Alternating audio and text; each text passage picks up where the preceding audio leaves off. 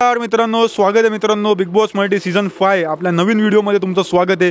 आणि मित्रांनो, आपल्याला अनसीन अनदेखामध्ये आपल्याला बघायला मिळणार आहे किंवा आजच्या एपिसोडमध्ये पण आपल्याला बघायला मिळू शकतं की कोण ना कोणतरी वाईल्ड कार्ड येणार आहे। पण त्या वाईल्ड कार्ड येण्याच्या आधी आपल्याला तर माहितीच आहे कोण जाणार आहे आतमध्ये, पण आतमधल्या सदस्यांना माहिती नाही। पण त्यांनी एक कुतूहल निर्माण केली होती, त्याच्यामध्ये आपल्या सूरज भाऊ चव्हाणचं आपल्याला एक क्लिप दिसलेली आहे। ती क्लिप नक्की काय आहे याच्यावरती आपण चर्चा करणार आहे। पण त्याच्यापूर्वी जर का तुम्ही सबस्क्राईब नसेल केलं, प्लीज मित्रांनो सबस्क्राईब करा। मराठी माणसाला, सूरज चव्हाणचे फॅन असन, बिग बॉसचे फॅन असन, तुम्ही नक्कीच सबस्क्राईब करा, मराठी माणसाला सपोर्ट करा। भाऊंना विचारा नक्की काय ती क्लिप।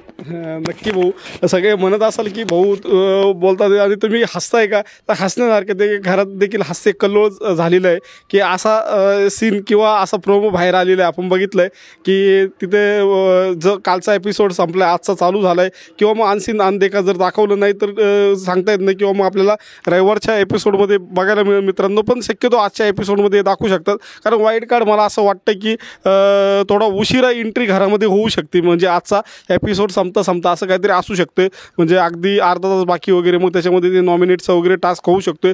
वाईल्ड कार्ड कोण आहे आपल्याला माहिती, त्याच्यावरती आपण व्हिडिओ घेऊन आलो होतो आणि ते देखील प्रेक्षकांना सगळ्यांना माहिती आहे महाराष्ट्राच्या। फक्त घरामध्ये जे आपले आता 11 सदस्य बाकी आहेत त्यांना माहीत नाही की वाईल्ड कार्ड एंट्री कुणाची होणार आहे। तर हाच एक हे, तर त्याच्यामध्ये वैभव आणि तिथं आपले सूरज बसलेले आहेत, गप्पा मारतात आहेत। तर सूरज म्हणतात येतं की म्हणजे वैभवला म्हणतात वाईल्ड कार्ड एंट्री कोणतरी मुलगी पाहिजे, खूप मजा येईल आणि खूप मजा हे होईल।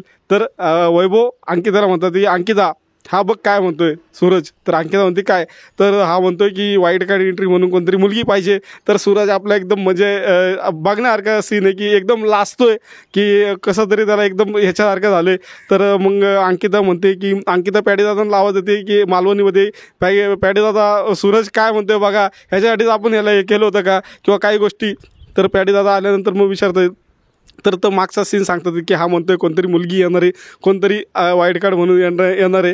तर असं काहीतरी ते चालले, तर पॅडीदादा थोडीशी त्याची खेचतात, अरे मी आहे तू असं काय करतो वगैरे। पॅडीदादा त्याला बोलताना दिसतात। डीपीदादा म्हणतात जर मुलगी आली तर तिच्याबरोबर तुझं प्रेम प्रकरण पुढं न्यायचं काम मी करेल, मध्यस्थी मी करेल। अशा प्रकारे थोडंसं आपल्या सूरजबद्दल ते बरं वाटलं बघायला। सूरज आपला तो घरामध्ये आता बऱ्यापैकी ॲक्टिव्ह दिसतोय, थोडासा त्याचा गेम थोडासा निखरून येतोय आणि महाराष्ट्र जनतेला तेच बघायचं आहे की आपण बघतोय की लाईव्हला बरेचसे कमेंट्स असतील किंवा इतर पोस्टला बरेचसे कमेंट्स असतील की सूरज गेम दिसत नाही आहे, मग सहानुभूती म्हणून पुढे जाऊन विनिंग मटेरियल होईल वगैरे असं आहे का। पण नाही मित्रांनो, सूरजचा गेम बऱ्यापैकी आहे, दिसतो।